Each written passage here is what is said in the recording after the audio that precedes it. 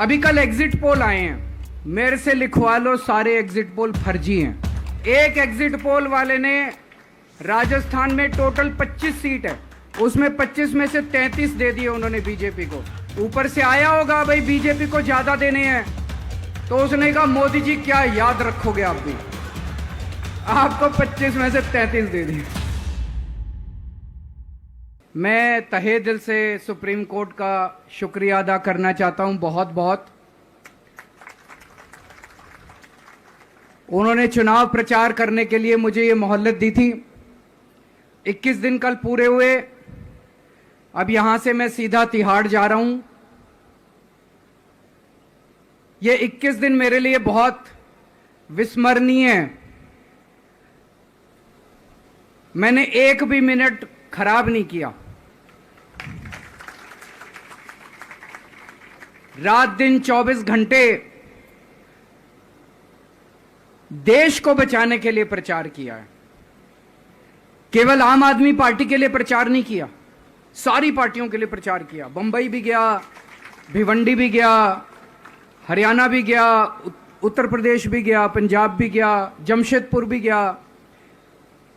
जहां मौका मिला, जहां जिसने बुलाया उसी के लिए प्रचार करने के लिए गया, देश बचाने के लिए। मेरे सामने देश था। आम आदमी पार्टी इंपॉर्टेंट नहीं है, आम आदमी पार्टी सेकेंडरी है, पहली हमारे लिए देश है। तो एक टीवी चैनल के इंटरव्यू में उस टीवी वाले ने मोदी जी से पूछा कि प्रधानमंत्री जी, ये केजरीवाल चारों तरफ कहता घूम रहा है कि आपके पास उसके खिलाफ कोई सबूत नहीं है, आपके पास उसके खिलाफ कोई रिकवरी नहीं है, फिर आपने उसको गिरफ्तार कैसे कर रखा है? पता है प्रधानमंत्री जी ने क्या कहा? प्रधानमंत्री जी कहते हैं, मैं मानता हूं कि केजरीवाल के खिलाफ कोई सबूत नहीं है,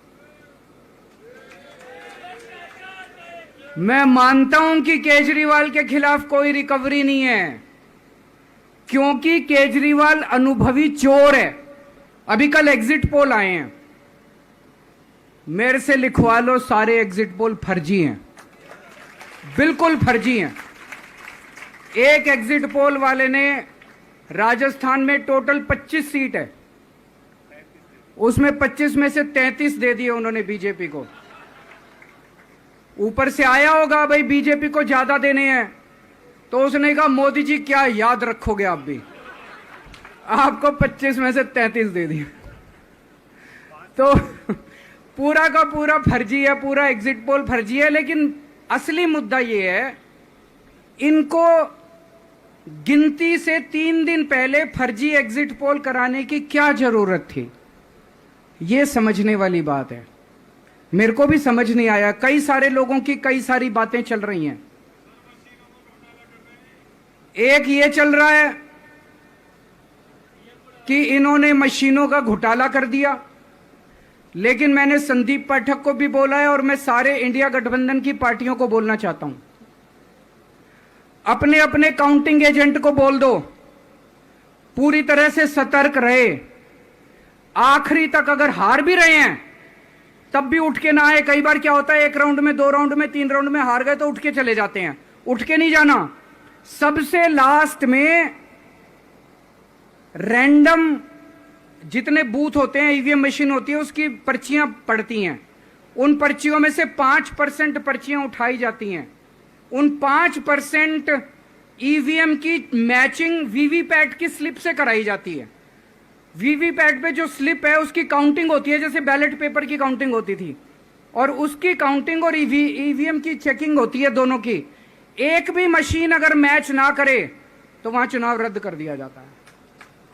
तो अगर आपने ये चेकिंग कर ली वहां पे, तो इसका मतलब फिर ईवीएम का घोटाला हम बचा सकते हैं। फिर ईवीएम के घोटाला अगर कर रखा इन्होंने तो हम उसको एक्सपोज कर सकते हैं। एक थ्योरी ये चल रही है कि अगर इन्होंने कल ही कम सीट दिखा दी होती एग्जिट पोल वालों ने, तो हो सकता है कि इन दोनों के खिलाफ आरएसएस में और बीजेपी में कल ही बगावत शुरू हो जाती। 4 तारीख तक इंतजार ही नहीं होता, हो सकता है। तो कई सारी थ्योरी चल रही हैं, लेकिन अपने को सतर्क रहना है, चौकन्ना रहना है। मेरा अपना मानना है कि 4 तारीख को इनकी सरकार नहीं बन रही है।